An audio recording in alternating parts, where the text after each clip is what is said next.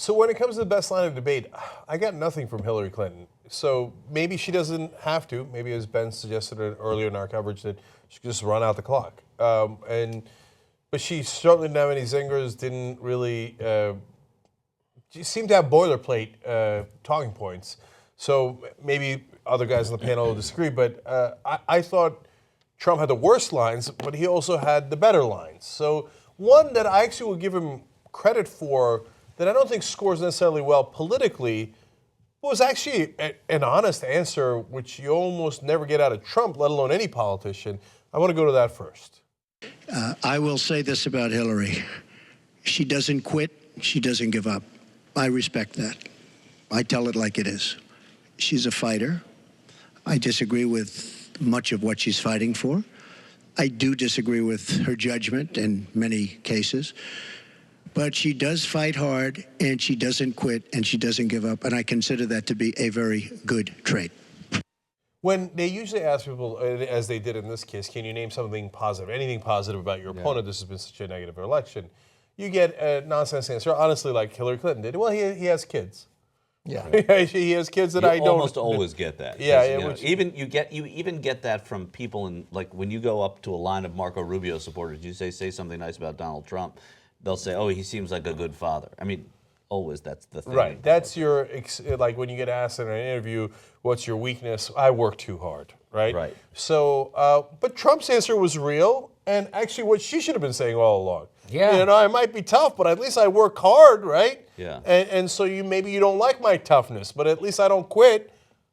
That was the best ad Hillary Clinton's Well, she ever does had. say that. On the stump, she says that all the time. I am not a quitter. I mean, the fact that I'm running again now shows you I am not a quitter. I will keep working. But I'm sure she says it on the stump is one thing, but you know, I mean, there were 85 million people like watching tonight. But it's like, better to have him say it about her. It is. So I actually don't think that was a good thing for Trump. I think it No, helped. no, I hear you. I agree with That's you. why you say the I'm kid. just giving him credit for giving an honest answer, right? Yeah. So, broken okay. clock. Yeah, broken clock. Okay. Now, this is what I think did help him politically. This was on the issue of taxes, which should have hurt him, and I think it actually helped him in this case. Let's watch. My question is, what specific tax provisions will you change to ensure the wealthiest Americans pay their fair share in taxes? Mr. Trump, you have 2 minutes. Well, one thing I do is get rid of carried interest. One of the greatest provisions for people like me, to be honest with you. I give up a lot when I run because I knock out the tax code. And she could have done this years ago, by the way. She was a United States senator. She complains that Donald Trump took advantage of the tax code. Well, why didn't she change it? Why didn't you change it when you were a senator? The reason you didn't is that all your friends take the same advantage that I do. And I do. You have provisions in the tax code that, frankly, we could change. But you wouldn't change it because all of these people give you the money so you can take negative ads on Donald Trump.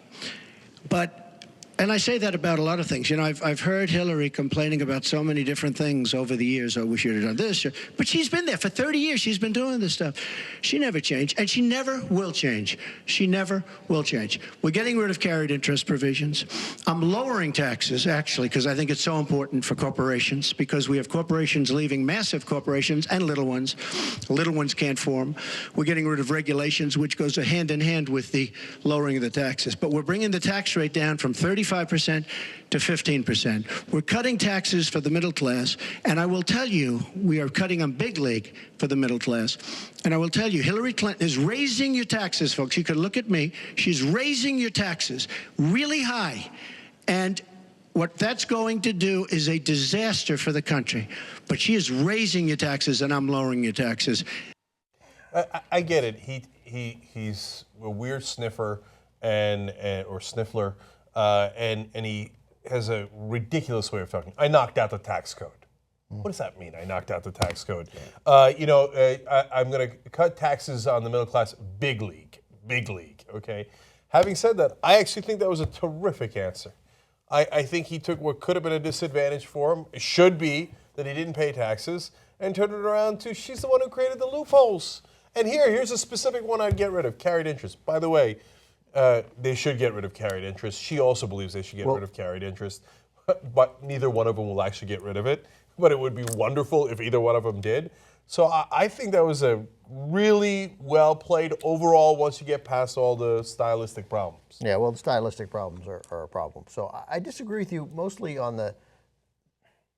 Well, first of all, where he's good is it's a chance for Donald Trump to talk the one bit of policy that he has some degree of facility with, right? I mean, usually when he Bankruptcy law. Right, bankruptcy law. But I mean, taxes. Like, you know, he just merely that he said carried interest. Like look, it's Donald Trump talking about a thing that sounds like it exists, right? And he has a. Or it sounds like he knows about it because he says Aleppo. We know it exists, but he doesn't. Right, have but a he clue. doesn't. Right, Yeah. here he is, but he's facile with it. Like, he gets this. Right. And so, in that, it was a win. And I think saying a start, which he followed up on later, which is that nothing changes with Hillary. She says something, does nothing. You want that? Go Yeah, ahead, that's right? a winning strategy. Right, that's a winning strategy. I don't think, well, you say it turns into a win. I would say that that's as good an answer as Donald Trump can give on taxes. I do not think it changes what I suspect, I'm fairly certain, hurts him more than helps him, which is that him paying taxes. He's running for president. He's a super rich guy. He doesn't pay taxes. And so, like the tapes, that damage is done. That dagger is in. And he can give as good an answer as it is, but it's ultimately, among many things, disqualifying. Like, we all contribute to the common good. Americans basically believe that. Many of his followers don't, but most of us believe that. And he doesn't think so and doesn't care, and so when Giuliani says, hey, you do it too, yeah, I suppose, and it would disqualify me from being president. Like, it's okay. It doesn't mean I go to prison. It just means I don't get to be president of the United States. Well, see, that's why I get so frustrated by Hillary Clinton, because she almost never goes on the offense on issues like that. So after that statement by Trump, she came back and said, no, I wouldn't raise taxes on anyone making under $250,000. Playing defense, that's fine. You could state that once. But then I would have said, hey, Donald, so let me get this right. It appears you didn't pay taxes for 18 years. You're now bragging about it. So did you never make up that $916 million? Have you not made any money in the last 18 years? Because, I mean, I hear from you all the time that you're a great businessman. Right. Did you not make any money in all that time? How do you get the $10 billion you claim you have if you have never made over That's a great question. Yeah, $916 million. And if you did, then are you willing to admit right here that you basically scammed the American people and found a way to cheat the tax system so that you made money, but you didn't pay any taxes on it anyway? Which one is it, Donald? Right. Are you poor or a tax cheat? That's right. Right. And she didn't do that. And That's so a great way to put this. Either or, frame them, you corner him. Are you a tax cheat or Right. are you broke? Right. And so when she doesn't do that, he gets the skate and goes, oh man, here's a loophole I'm gonna stop. And she's the one who hasn't fixed it in 30 years. And if you don't know the details, the guy, the independent sitting at home who still hasn't decided goes, well, I mean, he knows the system, maybe he could change it. So did you just think of this tonight? No, I asked that on Friday. So why didn't why? Like, it doesn't seem like they rehearsed that in the debate practice. Like, she should have said that. That's a great thing she should have said. Yeah. So, and if you said it on Friday, I think somebody else in her camp would have thought of this, and they no. would have practiced Actually, it. there was a tape. I don't know if you heard of it. Tape came out on Friday. Yeah.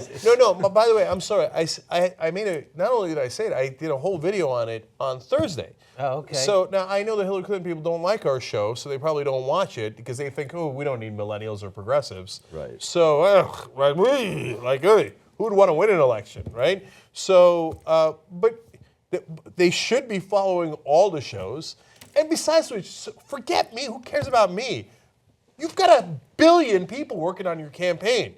I mean, the amount of money she has and the amount of staffers she has, and nobody puts together, hey, did he never make more than 900? But I mean, that's one of the frustrating things about politics. I mean, it's like, you're running on 2nd and 10? I mean, it's the same thing. You're sitting home, you're watching somebody else do something. Like, why are you not doing it the way that you should be doing it? It's right. And the answer this makes here such might perfect sense. The answer here might be they think, we're going to win. Let's just sit on the ball, right? Yeah. Well, and they have some reason to think that. Yeah, but there's a way to settle. I mean, that's fairly safe. I mean, Oh, no, that is safe. Yeah, no, that's true. I mean, you can say it. If it doesn't work, then then so be it.